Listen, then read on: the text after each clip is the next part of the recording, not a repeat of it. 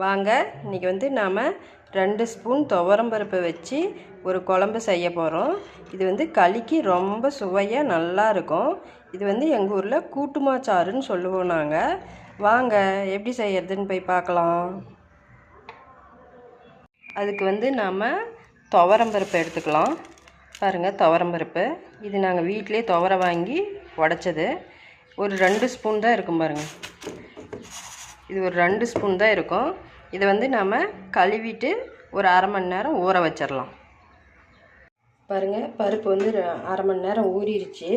இப்போ வந்து நம்ம இது கூட நம்ம என்னென்ன போட்டு ஆட்டணும், ஆட்டி எடுத்துகிட்டு வரத்துக்கு என்னென்னு பார்த்துக்கலாம். இது கூட நாம் 4-5 வரமிளகா, 4-5 பல் பூண்டு, கொஞ்சமாக புளி, அப்புறம் கொஞ்சமாக சீரகம், அவ்வளோதான். இதை வந்து என்ன பண்ணணுன்னா போய் உரலில் ஆட்டி எடுத்துகிட்டு வந்துடணும். நான் போய் ஆட்டி எடுத்துகிட்டு வந்துடுறேன். பாருங்க, ஆட்டி எடுத்துகிட்டு வந்தாச்சு. இது கூட வந்து நாம் கொஞ்சமாக மஞ்சத்தூள் போட்டுக்கலாம். மஞ்சத்தூள், கொஞ்சமாக உப்பு போட்டுக்கலாம். உப்பு, கொஞ்சமாக பெருங்காயத்தூள் போட்டுக்கலாம். போட்டு இன்னும் கொஞ்சம் தண்ணி ஊற்றி இதை வந்து கலந்து வச்சுக்கலாம்.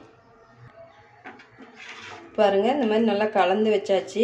வந்து நம்ம அடுத்தது வந்து தாளிச்சு விட்டுடலாம். பாருங்கள், அடுப்பு பற்ற வச்சு எண்ணெய் ஊற்றி வச்சுருக்கிறேன். இப்போ கடுகு, கடலைப்பருப்பு, உளுத்தம்பருப்பு போட்டுக்கலாம். அடுத்தது வந்து 2 வரமிளகா, கொஞ்சமாக சீரகம் போட்டுக்கலாம்.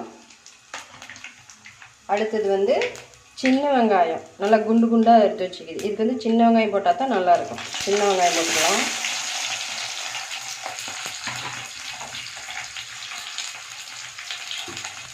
அடுத்து வந்து கருவேப்பிலை தழை நல்லா உண்டுனாவே போட்டுக்கலாம், கொஞ்சம் நிறையாவே.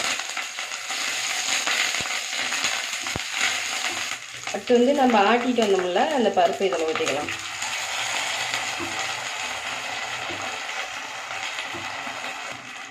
இன்னும் கொஞ்சம் தண்ணி ஊற்றி கலந்துக்கலாம்.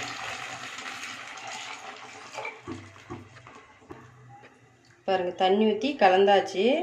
இப்போ வந்து இது வந்து இப்போ வந்து தண்ணியாட்டம் தான் இருக்கும். இது கொதிக்க நல்லா குழம்பு வந்து கொலன்னு ஆயிரும் நல்லா. இது வந்து என்ன பண்ணணும்னா இப்படி கை விடாமல் கிளறி விட்டுக்கிட்டே இருக்கணும். கை விட்டுமா கிளறாத விட்டோமா கட்டி விழுந்துடும். அதனால் இப்படி கொதிக்கிற வரைக்கும் கிளறி விட்டுக்கிட்டே இருக்கணும். பாருங்கள், கொதிச்சிருச்சு. குழம்பு நல்லா கொலன்னு வந்துருச்சு. இன்னும் குழம்பு சூடு ஆறுன பின்னாடி இன்னும் கொலன்னு வந்துடும். சூப்பராக இருக்கும். இதுக்கு பேர் வந்து எங்கள் ஊர் பக்கம் கூட்டுமாச்சாறுன்னு சொல்லுவோம் நாங்கள். 2 ஸ்பூன் துவரம்பருப்பு இருந்தால் போதும், 4 பேர் சாப்பிட்ற அளவுக்கு வச்சிடலாம். நீங்களும் செஞ்சு சாப்பிட்டு பாருங்கள். கூட்டுமாச்சாறு குழம்பு களிக்கு சூப்பராக இருக்கும். வீடியோ பார்த்ததுக்கு நன்றி. அப்படியே வீடியோ பிடிச்சிருந்தா நம்ம சேனலை சப்ஸ்கிரைப் பண்ணுங்கள், லைக் பண்ணுங்கள், கமெண்ட் பண்ணுங்கள்.